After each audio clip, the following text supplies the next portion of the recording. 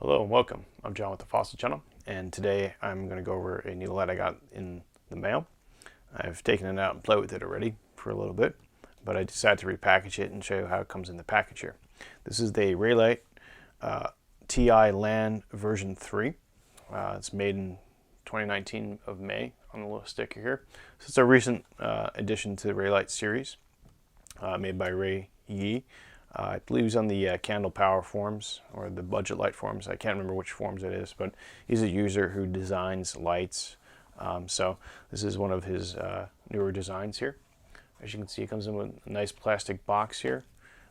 You get a little card with the thank you note, and you get a O-ring, spare O-ring set, which can be useful here.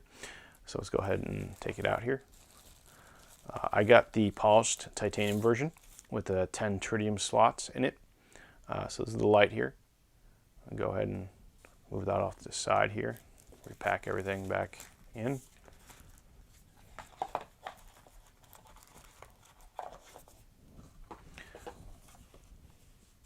So this is the TI LAN version 3. You got a nice solid pocket clip here, which is screwed in on the tail cap here. And then we'll slide this to the side here. Very beautiful looking light. Front end here, you can see the orange peel in the emitter in there, which is a Nietzsche 219C 4000 temperature rating. I'm also filming this at a 4000 temperature rating at an ISO 640 with 24 FIPS on a Panasonic GH2. Overall, this construction is pretty solid. It's one solid titanium. It's a grade 5 titanium according to the literature on the website. You got an anti-reflective coated lens on it as well. It's a beautiful little looking light. It's about 3.8 by 0.8 inches. Weight's about 2.3 ounces, and that's without the battery. I have a lithium ion in here right now, and you can see on the tail cap, you can see the little holes here for the tritium slots. There's 6 along the outer edge, and 1 inside the button here. And then on the head, you can see there's slots here, 3 slots for tritium to go inside the head. Let's go ahead and look at the different various beam profiles. I'm going to turn off the light here, and I'm going to turn off this light. And let's go ahead and start it up in moonlight mode. So that is moonlight mode. I'm going to use this box as an example here. Moonlight mode's about 0.2 lumens for 20 days on a 14500 battery. And let's soft tap the rear cap to get to 8.5 lumens at 31 hours. Let's move this over here so you can see the profile. So it's like a softer hotspot, which I like and prefer in my lights personally. I have a couple of Zebra lights that are just like this, and I like their non-floody modes. So that is low, 8.5 lumens for 31 days. Soft press it again, we'll get up to mid, which starts getting pretty bright here, at least on the camera. This is a 2.5 hour runtime on a 14500 battery, and then we push one more time to get to the max, which blows out the camera completely here. But you can see the hot spot's pretty hot here, and it's about 470 lumens for 58 minutes. Then we'll go back to moonlight mode, which we can now see again. So that is the 14500 battery, and this is the emitter in here on low. I'm going to turn this off and go ahead and put in a nickel metal hydride battery, and then we'll look at the insides after that in a moment here.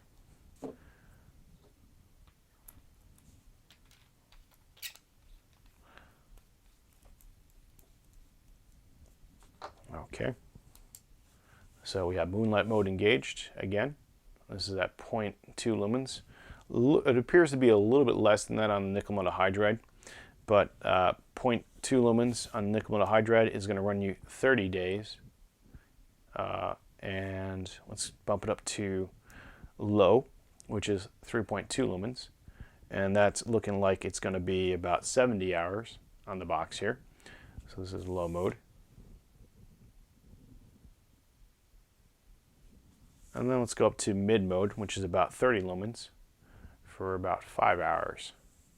So you can see that's kind of a usable light on the mid, and then even the low is pretty usable. I mean, they're all usable, but for my preferences anyway. And then let's bump it up to the highest, which is 130 lumens. So you can see a spot here. It's pretty good. And that's at 1.1 hours.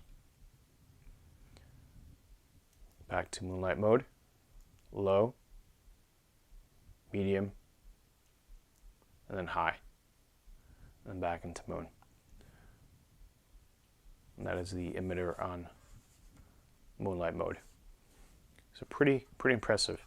Again, I'm filming at 4,000 Kelvin rating on my Panasonic GH2 camera and an ISO of 640.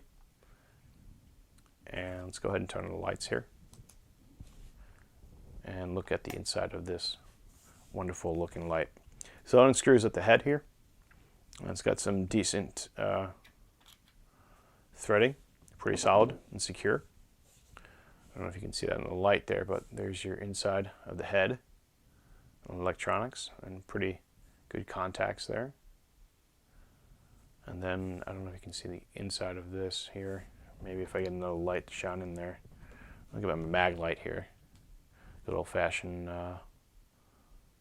AAA mag light. So there we go. I don't know if you can see inside that, the spring and tube, but pretty good. And you can definitely see the color difference in this LED of this AAA mag light. We'll do a size comparison too. So that is the inside of the Reylight LAN TI version 3. And then we'll look at the tail cap here briefly. Unscrew this here. I've taken this off before already just to kind of dry it out because I tested it in water conditions. It's got nice threading on the end part here, so you can insert your tritium vials on the end. Makes it pretty easy. You can take off and remove your clip here. Let's put that on the side. And this is the button, which does come out as well. Nice little small button, and it's got a little solid centerpiece here, which pushes into the rubber cap here on the inside. Water does get in there, and it does stay in there, so if you want to dry out your light, you probably should take this tail cap off and let it dry out if you don't want any water in there, to kind of try to prevent any rotting on that rubber in there for whatever the chemicals might be in the water. I work outdoors, and I do find myself in the water sometimes looking for things and possibly people, unfortunately or fortunately, whichever case may be. And pushing this button here in the water may result in water and other sediments getting inside, so you want to be careful about that part of the light.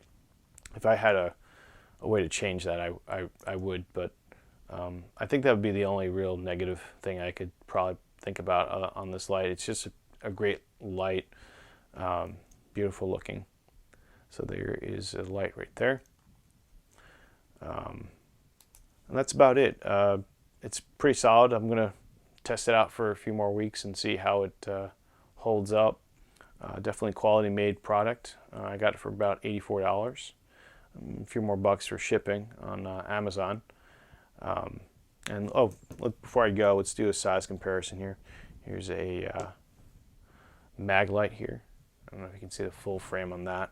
Here's a AA battery, and let me get my trusty old SC52 zebra light. Let's move that next to it actually. So you can see the size comparison to some other brand lights there. This is going to be replacing my SC52 because this is starting to go. The button actuator is not so great on this light anymore, and this is a cool white version. So I've had this for about 5 years now. So that is the Reylight Titanium TI LAN version 3 on Amazon for $84, or on their website for I think about $79 or $80 approximately. Check it out. Pretty good looking light, and I'll see you guys later. Thanks for watching.